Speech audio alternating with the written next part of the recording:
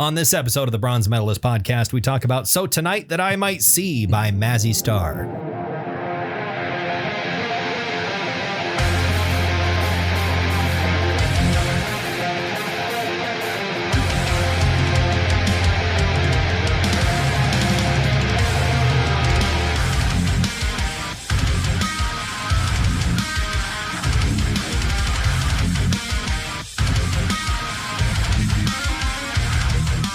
Hi, everyone. Welcome to another episode of the Bronze Metalist podcast. I'm Kale. I'm OJ. We're two professional broadcasters. We like metal. We like to talk about it. But sometimes we like to talk about stuff that ain't metal.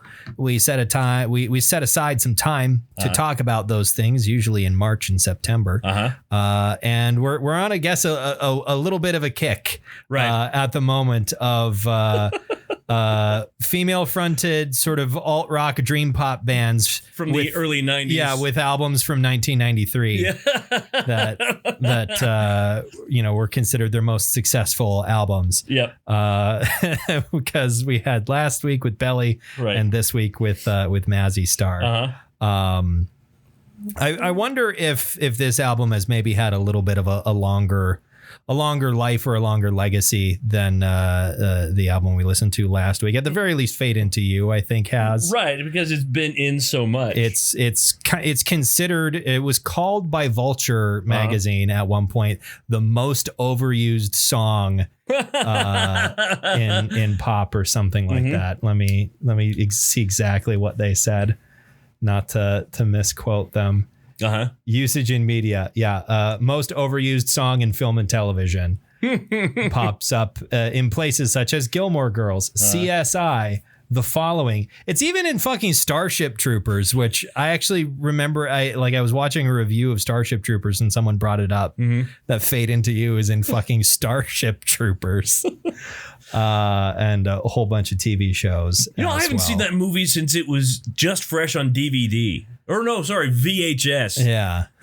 I don't know if I've ever seen all of Starship Troopers. Really? I know I've seen bits and pieces of it, and culturally I'm familiar with Starship Troopers, but I don't know if I've ever sat down and watched it all the way through. It's funny because I know a guy who at one point said, that's the worst movie I've ever seen. And then because he didn't get it. And now 20 years later, he's like, oh, I get it now. I understand what they were doing. I feel like in general that has been the experience of a lot of people who didn't like it when it came out are like, oh, I get it. It was satire. You're telling me that the fuck is that director? Oh my God. I can't remember his name either. He's Dutch. Paul Verhoeven. Yeah, Paul Verhoeven. You're telling me Paul Verhoeven made a cynical, satirical movie? That's never happened before. Or since. He's never made a hyper-violent and or gratuitous satire before. Nope. That's never happened in his career. But yeah, I think also there's been a couple of Helldivers especially, I think got a lot of people interested in Starship Troopers again and watching it and going like, oh shit, that's what this movie was doing. Starship Troopers has Mazzy Star in it. We'll talk more about the album and the music later on. First, we catch up as we usually do, even though we see each other every day. Yeah. But there are things that we don't talk about at work that we kind of only talk about here sometimes. Although something we did talk about plenty at work today is you had a little oopsie. I did. Involving a fudgesicle. I was so proud of myself. Last night, I'm in my kitchen. I'm just farting around, drinking a beer and listening to loud music on my headphones. And I cleaned all my dishes, cleaned my cutting board. I took the things off my stove and I wiped that down and disinfected it. And I wiped on the cabinets. I swept them up. I really put a lot of work into this kitchen. I'm like, yeah. So you wanted to reward yourself. I did with a nice sweet treat. I had one fudgesicle. A delicious frozen treat. So I sat down on my sofa and I bit into this fudgesicle and my front right incisor bent 90 degrees and made a little bit of a crispy cracker sound. It just snapped right off. Yeah. Yeah, you were. I was making coffee this morning, and you're giving me that spiel, the build up. I hadn't looked at you yet. I was concentrating. I was focusing on what I was doing. Yeah, and I turned around at the exact perfect time for the setup of you smiling with your mouth open and just a huge gap where your right front tooth should be. And yeah, that was that. I mean, you've got it. You've got a quick fix in place already. Yes, it is a quick fix, which is what my dentist said. Because I called him this morning and said, "Hey, a broken tooth." They're like, "Hey, good news. We have a cancellation at 11:10 today. If you want to come in." Yeah. And so I told the lady at the front desk, and I'm laying there in the chair, and the lady came in and X-rayed me, and then she went away, and then she's gone, and then my doctor, Doug. He comes back in there. He goes, "Fudge-sicle." Yeah, you broke it on a fudge-sicle. It is like one of the funniest things you could have bit into to break a tooth is a fudge-sicle. Yeah. I mean, but it makes sense because like they're not soft when you take them out of the freezer. No, I love the texture of a fresh out of the freezer fudge-sicle. But it's definitely one of the things that I would never have bit in directly into. Yeah. But that's partially because I have very sensitive teeth. Right. And so biting it directly into something that is that cold makes me feel like my head is going to explode off of my body. I used to be that way, very sensitive, and now I do two things. I use the Sensodyne toothpaste, like 3 times a day, and also all these teeth up here on the top of my mouth, they're all hybrid pieces of pottery. Well, that's why it was such an easy fix, is because it was already an artificial tooth anyway. Right, I already have a metal screw sticking out of my skull. Yeah, but he just glued this one. I have to go back in on Tuesday at 8 a.m. Get a more permanent solution. A more permanent and very expensive solution. Yeah. Well, that's how it is. Didn't we? Don't we have some setup now for dental? Yeah. Did you? Yeah, it's expensive with. Oh, that was insurance. With the dental insurance. Yeah. Yikes. Yeah, because it's. I don't even want to know what it would have been without. Without insurance to fix the one tooth that's already there. Although he's going to mill a new one, as you said. Okay. But just for the one tooth, it's $1,700. Jesus Christ. Yeah. Well, at least it's not that. At least it's what'd you say, 800? Yeah. Instead of 1,700. That's a big difference, but still, 800 ain't cheap. But I have to spend the entire weekend selling blood and semen. So I mean, hey. Sounds like a good time to me. That sounds like a normal weekend, right? We could have a car wash. Stop. You had me at blood and semen. Yeah. You've seen that movie, right? I don't think so. Dodgeball? Oh, okay. Yes, I have. I didn't remember that quote. Yeah, because they were talking about how they were going to raise money. Okay. I forgot about that. Most of my memories of Dodgeball are if you can dodge a wrench, you can dodge a ball, and everything with Steve the Pirate. Yeah. You're about as useful as a poopy flavored lollipop. Well, that's the TV. That's the TV. That's the TV edit. The normal version of that is you're as useful as a cock flavored lollipop. Oh, right. Yeah. The poopy flavored lollipop is the shitty TV edit. Yeah. Sort of like the famous line from that movie. There's too many Monday to Friday. It's monkey fighting snakes on this Monday to Friday plane. Right. Too many monkey fighting snakes on this Monday to Friday plane. Those snakes, they're always fighting monkeys. Everybody knows that about snakes. They're fighting monkeys. And you could tell by looking at the plane that it was not a weekender. Exactly. It was only a Monday to Friday plane. Yeah, for sure. That plane does not fly on weekends. No. Everyone. What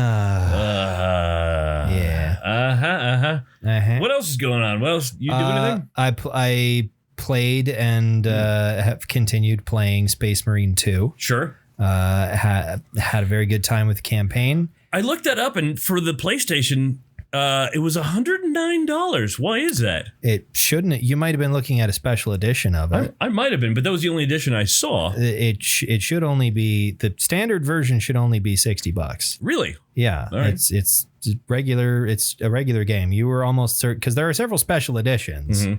one of which is, includes season pass and a bunch of DLC armor and stuff like that. Sure. So I am almost certain. I cannot fathom why the base version would be that expensive on what PlayStation. I was thinking. That doesn't make any sense because I paid $90 for it, but that's because I wanted to play it several days early. Right. And it gave me some extra goodies with that. I got the season pass that I was probably going to buy anyway, and so on and so forth. And I got to play it early. And campaign was pretty great. It was shorter than I would have liked. Really? I mean, it's a lot of, and I, said this to you the other day, where it is in many ways like a modern high quality version of the most awesome game you would have played in 2008 on your Xbox 360. Sure. Like, it's that style of game where you have your PvP multiplayer, you have a PvE co-op mode, and you have a short condensed campaign that's like 8 to 10 hours. Which is the way a lot of first and third person shooters were. Right. Now there are so many games that have really overly long and kind of bloated campaign modes and that sort of thing when the gameplay style doesn't really suit them. Right. Space Marine 2 packs a lot of action into that time frame. Did it make you feel like testosterone? Yeah.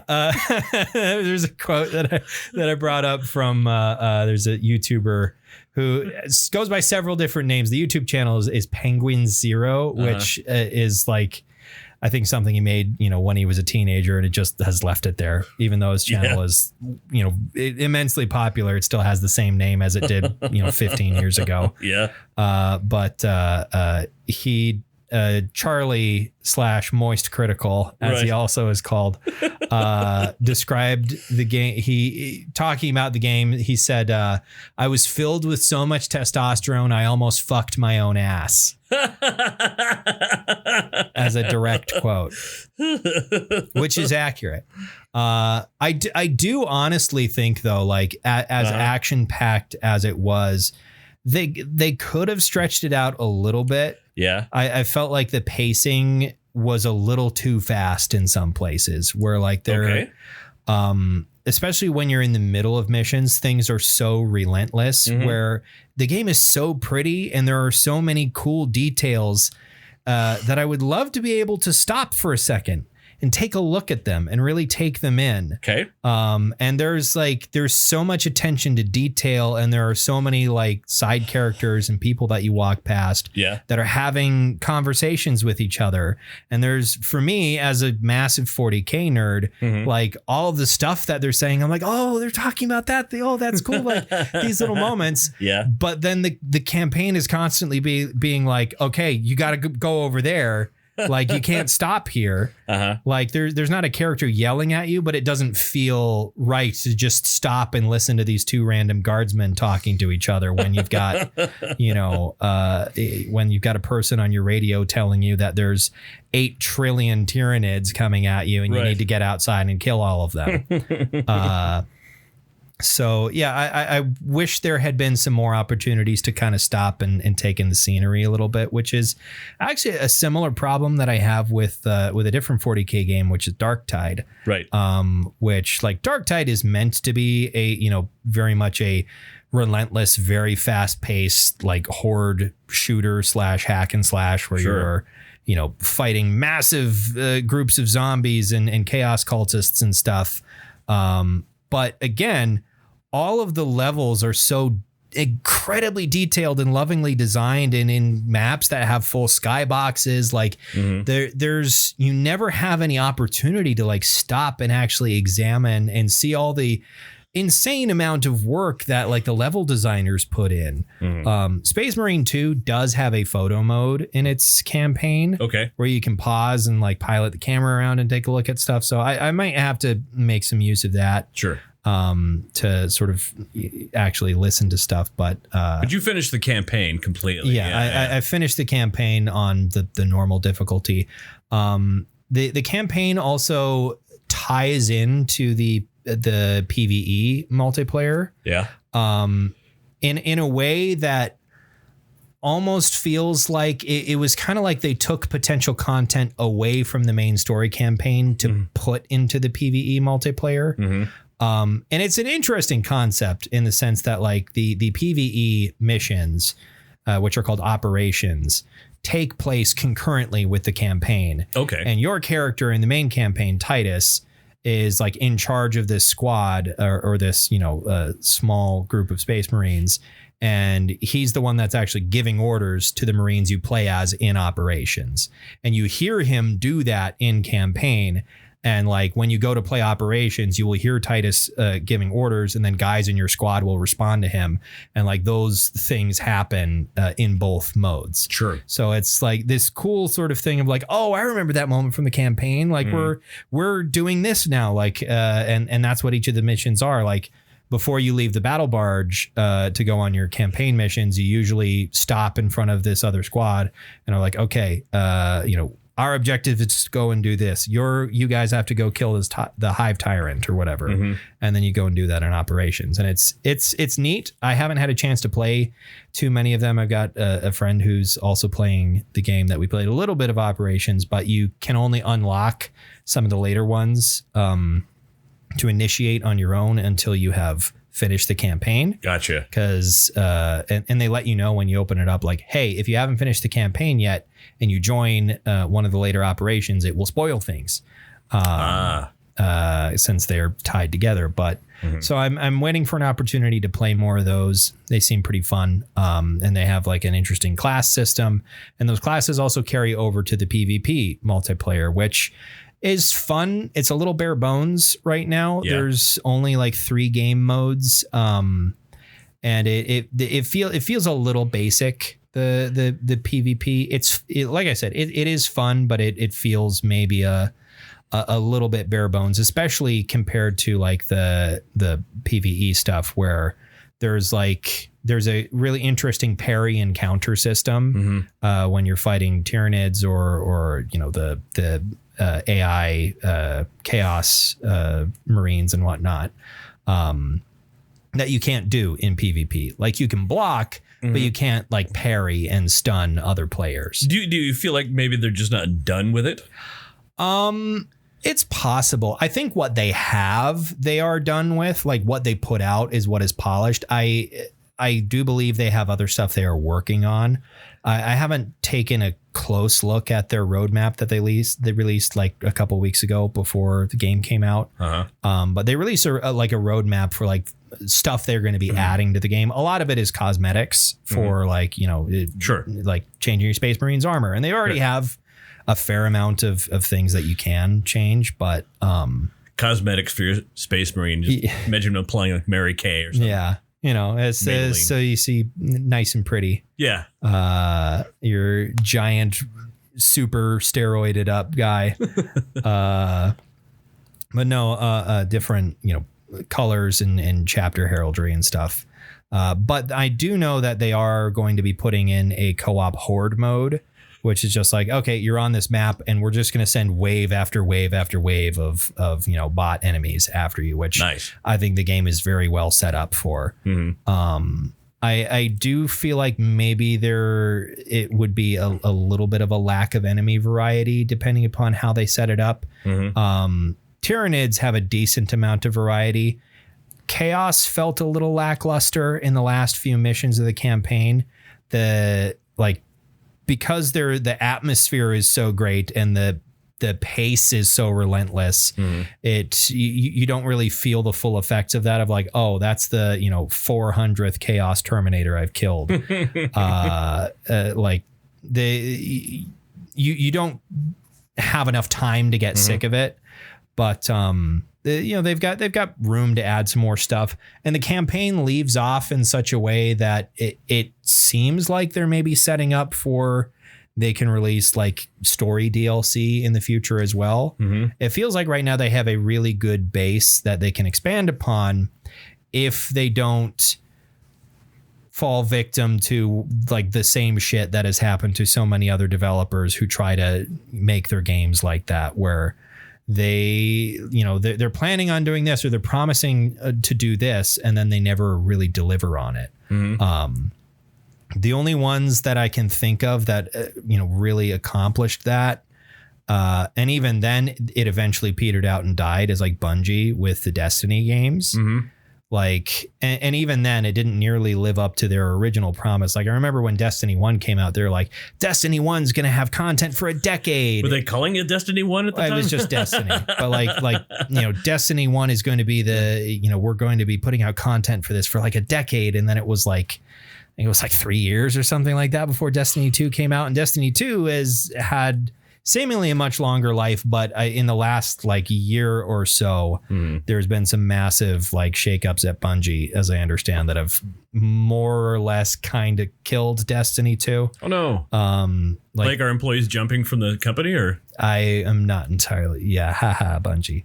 I don't have a deep enough understanding of how that works. I think part of it was them getting rolled up in some of the Activision bullshit, because I think Bungie, Destiny was distributed by published by Activision, I think, and then Activision got bought by Microsoft, and there might have been some shit with that. I'm not entirely sure. Mm-hmm. Like Halo Infinite, for example. Halo Infinite was like, 343 developed it and was like, this is going to be the hub for everything we put out Halo related for the next however many years. And then the content came out at such a fucking trickle. Sure. Like couldn't even put out new multiplayer maps. Supposedly they were going to be campaign DLCs. Those got canceled, were never happening. Like so much about there are a lot of developers who plan to make their games live services. Mm-hmm. That have no idea how to do it and end up massively overpromising and being completely unable to deliver on it. Mm-hmm. Which, to be fair, for almost the entirety of its development, Space Marine 2 was not marketed as a live service, and it still isn't being, nobody's claiming that it is a live service. Yeah. But they do have a really solid foundation to put live service elements onto it. Sure. In a way that doesn't feel horribly egregious. But we'll see. It's one of those games that I feel like, despite how fun it is not going to hold me for a really long time of just like, I can play this game every day for weeks on end, the way that some other actual live service games have held my attention, like Deep Rock Galactic or Helldivers for a while. It's one of those things that I think like I'm going to go back to periodically to check new updates. Like, they put new operations out. Let's play those. Or like, story DLC finally came out. I'm going to replay the whole campaign. Because it doesn't take very long. But which is kind of how I approach some of those older games too. That's how I interact with Halo these days, is every once in a while I get a hankering and I fire up the Master Chief Collection and I'm like, all right, let's play some Halo 2 real quick. I do that every once in a while, and I think Space Marine is probably going to be like that for me, which I'm happy with. Like it's for what it is. It's an extremely polished and well-made product that I had a lot of fun with. I just don't know how long that fun is going to last me into the future. Like even last night, I was playing a little bit, and eventually I was like, you know what? I kind of want to play some Elden Ring. So I played a couple hours of Elden Ring last night. Well, would you start? Say New Game Plus. Yeah, I'm still probably like 15% of the way through on a New Game Plus, which, to be fair, I haven't played that much of New Game Plus. That's kind of how quick you can go through shit in New Game Plus. But don't they make the bosses a little harder? They do, but the curve is not significant enough to pose any real threat to you at the start. Gotcha. The two lines of player power and the increase in NPC health and ability don't intersect until much later. Gotcha. If it's anything like the way it worked in Dark Souls 1, it probably won't be until probably like the last 25% that the two start to meet up and feel more balanced. Till you're done with the mountaintop of the mountain, or the Mountaintop of the Giants. Probably it'll probably be somewhere around there. I might be wrong. It might start feeling harder a little bit earlier on, but for now, just about everything that I've encountered, I can pretty much annihilate. Really, without hardly trying, which is not necessarily great for like training skills on like you know how to interact with bosses, because there's been a couple of times where like I have not played well at all and still annihilated the boss and just got hit in the face a couple of times because I'm not bothering to dodge, because I'm like, if I just hit them one more time they'll die. Which kind of takes a little bit of the charm out of the substance that is Elden Ring. A little bit, but I mean, when you've done it once and you know that you can do it, it does feel nice to go back to these bosses that gave you such a hard time. Like, it felt really good. Yeah. Walking up to Margit, who gave me such a hard time 2 years ago, and absolutely annihilating him in about 30 seconds. See, when I did my third playthrough, which I didn't really finish my first two, but I think I told you what I did, is that I went all the way to the outer gate of the capital city without defeating any bosses. Yep. I defeated no bosses. I just killed everybody along the way, and then just kept leveling up and leveling up and leveling up. And finally, I'm like, I'm going to go back through the castle.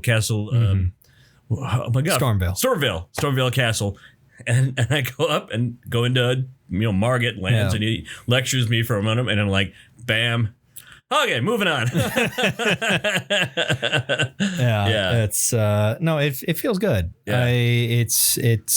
It's fun to do that, and it's just fun to experience a lot of that stuff again, because like I didn't replay the whole game before I started the DLC, so this is kind of me doing that after the fact. Sure. But, I don't know. I'm hoping to maybe see if my friend is going to be online, and we'll do some more Space Marine 2 tonight. But nice. We'll see, because I want to at least play those operations. I'd like to. Operations also seems to be the best way to grind some of the in-game currency that you need to like buy the different like chapter colors and heraldry for your Space Marine, which is, for me as a massive fucking nerd, something that I want to do. Like I want to have, each class set up with the colors of my favorite chapters. So I wish I was, I felt comfortable playing online with other humans, other places. I for some reason I don't feel comfortable. I get that. I mean, I try to do it with my son. He's my little boy, and it only lasts so long, especially when his friends come on. Yeah. Other 13-year-olds. Now that they're 13, it's a little bit better. Yeah. When they were 11 and 12, it was like, I mean, it's hard being not that I know much of anything about it, I guess, but I can imagine it's hard to be around kids that aren't yours. Yeah. Oh yeah. I'm not a fan of kids that aren't mine. I mean, some kids that aren't mine are pretty awesome. Yeah. Okay, I'll concede that there are exceptions. There are some good kids out there. There are some. But bestie. But I definitely understand where it's like there's a lot of online games that it really depends on the game and the community of do I like Helldivers? I never wanted to play Helldivers with randoms. I only ever wanted to play that game with my friends. And things only got worse like as that game began to age. Yeah. And some of the cracks started to show with that development team, where things in the community kind of started to fall apart. Oh no. And just get really, really toxic. It's sort of, I felt kind of vindicated of like, oh, so it was like that all along, huh?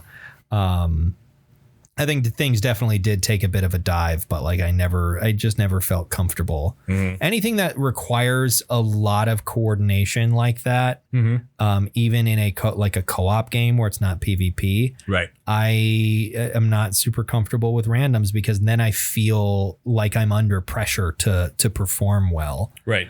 You have to prove yourself to strangers. Yeah. or they're going to be like, God, you fucking suck at this game. Right. You're making it harder for me because you're bad, which is how it works in co-op games. It's like, if you're sucking shit, it's going to be harder for the rest of your team. And it's a problem that I never really have in like Deep Rock. I don't tend to have that problem in Deep Rock Galactic, which generally has a very friendly and positive community for the most part. Sure. And surprisingly, it's not a problem I really had in Darktide when I was playing that very heavily either. Things, even on like high difficulties, things weren't quite so bad. All right. But I did try to do a multiplayer operations. And I joined a lobby and immediately someone was just playing audio. Someone was playing audio from that Moist Critical video through their microphone and went, okay, I've seen that video. It's funny. I don't want to fucking hear it. Like, I don't care what audio it is. If someone's playing audio through their microphone, I'm out. Yeah. No, absolutely not. Like, I can't, I don't like being on voice chat with strangers. If someone's trying to talk to me, like, occasionally it happens on Deep Rock where someone will be trying to be very communicative with their microphone. And I'm just like, I don't want to. Yeah. I don't like, I would prefer, we're all on PC, use your fucking keyboard. I remember one time I was playing with my youngest, and one of his friends on PlayStation Network was playing with him. We were playing Rainbow Siege 6. Okay. And his friend is talking. I'm like, how old are you? And he says, 21.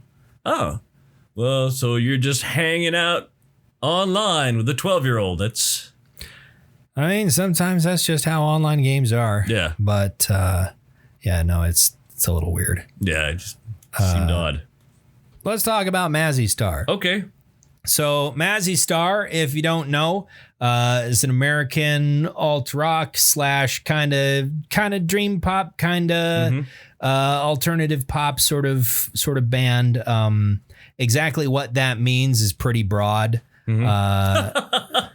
I did it again. Yeah. That's not what it means. Yeah, I like the singer of this band. She's a pretty broad. Is that what you were saying? I think you said that last week, too. I might have. You laughed at me for that as well. Who am I? Some fucking like New Englander and or UK? From the 1950s. Yeah. Yeah. What is this? A fucking noir drama? No. So they're from Santa Monica, California. Right. Sort of originated in the late 80s. People who had known each other and been performing since the early 80s, and sort of coming out of what was referred to as the Paisley Underground, right. Of that part of California in the 1980s. Eventually, the group sort of formed. And in 1988, and would perform after that. The two primary people in the band would be Hope Sandoval and David Roback are the two primary members of the band. I think they are the two main personnel listed for this album. They had other people recording with them. Right, but that's the core of the band. Yeah, the core of the band is and kind of always has been those two. Although I think since they reformed in 2012, they have had additional personnel considered full members of the band rather than just the two of them. But at the time, it was just Hope Sandoval and David Roback. But they'd been performing. They had one previous album before this in 1993. But this one came out and it became and still is the one they're kind of remembered for. Right. As we mentioned, one of the singles from this album, Fade Into You, which is the opening track of the album, is considered one of the most overused songs in film, film and television. Which, to be fair, it's also just a really good song. It is a really good song. Like, you can kind of see why it got used so much. It's just a very good song. It's very, it's very relaxed. It's a love song that doesn't it's not too overly saccharine or sappy. Right. It just feels cozy is how I would describe it. And haunting. Yeah, and a little haunting as well. Yeah. There is I mentioned this a couple of weeks ago when I first brought this album up. There is from a couple years ago, American football has a cover of Fade Into You that I really like. There's also way longer. It's like 10 minutes long or something like really? that. But they gussy it up a whole bunch and do some cool stuff with it. But I really like that cover of it, which I had heard some stuff. I think I had heard the original version of Fade Into You before then. I almost certainly had. I think I'd sought it out at some previous time, and I also heard Into Dust before as well. It was actually used in a trailer for Gears of War 3 of all things, which there's a weird, I guess it's not that weird, but like the Gears of War franchise has always used really kind of like dark, moody songs for their trailers that there's a little bit of dissonance with the massively testosterone fueled, action that is those games, generally speaking. Though they've always had a little bit of an undercurrent of horror and tragedy in them as well. But the minute to minute gameplay is, so much testosterone, it'll make you want to fuck your own ass. Again, yeah.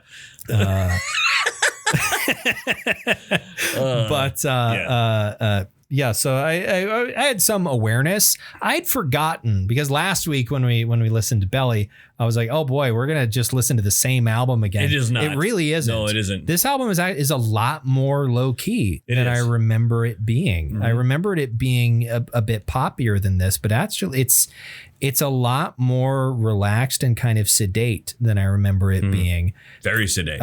There's steel guitar in there, and I don't know if it's like proper lap steel guitar or if it's the thing you put on your finger. The thing you put at the slide? The slide, slide steel. But whatever it is, like there's lots of acoustic guitar and all that. It's very minimalist, I would say, generally speaking. Here and there, they'll add an extra instrument or change things up. What is it? What's the song? I gotta turn all the way around. Oh God. 5-String Serenade. Oh yeah. Brings in a little bit of violin as well. Yep. And that one is slightly more upbeat than a little bit more upbeat. Yeah. There's one that has like some electric guitar in it. That I can't remember exactly. That was a little bit more upbeat as well. Practically death metal. Practically death metal in this Mazzy Star album. Yeah. But this album, does it slap? I mean, in the way the kids would say, it's really good. Yeah. Therefore it slaps. It sure does. Yeah. Yes. In the sense that it has a high tempo. No. Which is, sometimes the other definition of like, that really slaps. There was no mosh pit in my living room. There certainly was not. No mosh pit here either. Right. Had you listened to this much before, or was it just sort of a thing that like were exposed to because you were alive in 1993? Right. It was a thing I was aware of. I had heard a couple of songs off of this. Obviously, there's a song on here called Fade Into You. Yeah. Have you heard that? I may have. Okay. I think it was in a movie. Okay. Which one?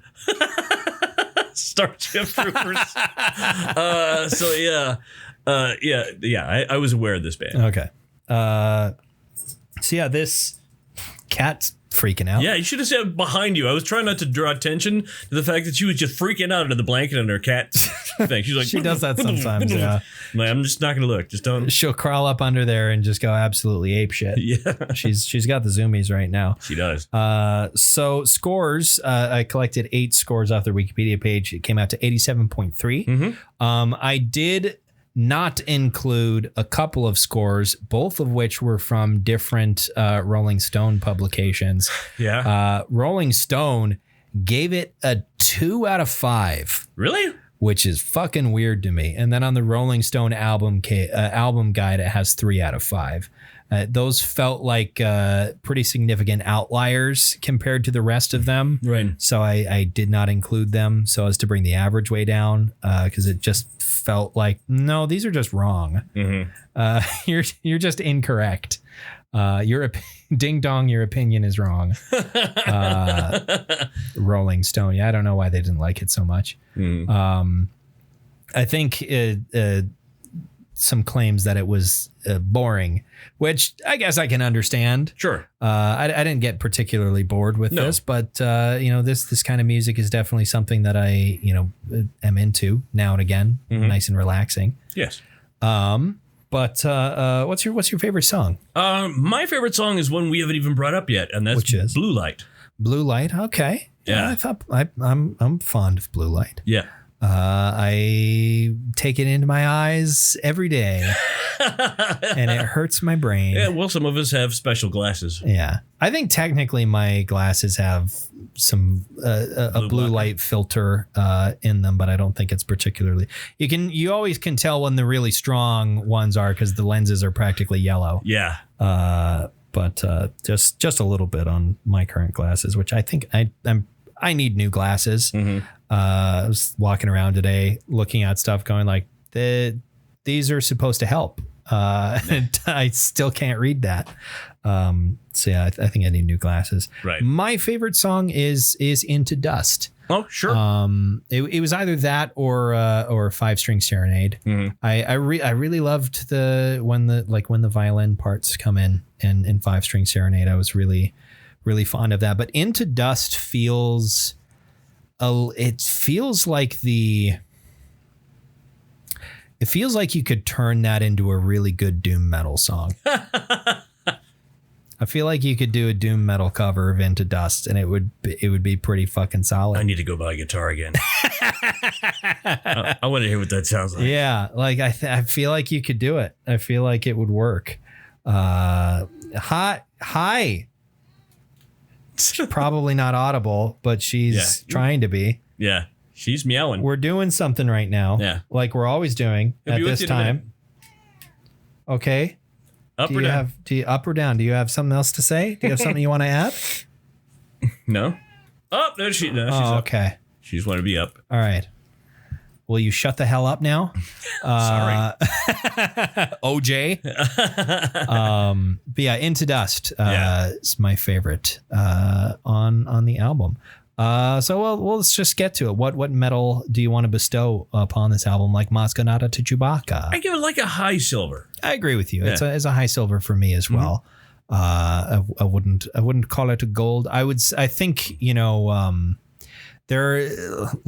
my introduction to this, or part of my introduction to this album is a version of its most popular song that I like a lot better than the original, actually. Right. Oh, sure. Like, I really like that American football version of Fade Into You. It's really good. Are they one of those bands who now has long since regretted the name of their band? Or American football? Yeah. Probably not. No. I think it still fits relative, like not that the name ever had much of a theme, but they haven't grown too much stylistically different from what they were when they started. Like they're still very much like a Midwestern emo band. Right. They're all just 25 years older than they were when they put out their first album, but like their sound has grown and has come to include more stuff, but it hasn't changed all that much. They're still very writing songs more or less the same way that they did. So I don't think they have any real issue with the band name. If they did, they probably would have changed it after they came back from not being a thing for like 13 years. Because they made an album in like 1999 and then immediately broke up. That album became one of like the best like Midwest emo albums ever. And then how many years later they're like, hey, what if we made more music, since apparently we're some of the best ever? And then they made a couple more albums that are also very good. Right. And they continue to be a thing. So they had an opportunity to change their name and didn't take it. Maybe they wanted like soccer. Yeah. maybe they wanted the recognition. Right. There is a different band that's called like something. Oh, there's a pop punk band called Modern Baseball as well. Modern Baseball. And then there was a YouTuber who he hasn't done anything in a very long time. His name is Jared Alonji. And he did a whole bunch of like metalcore and pop punk parody videos back in the day. And actually made some appearances at Warped Tour. I met him and took a picture with him one time. But nice. He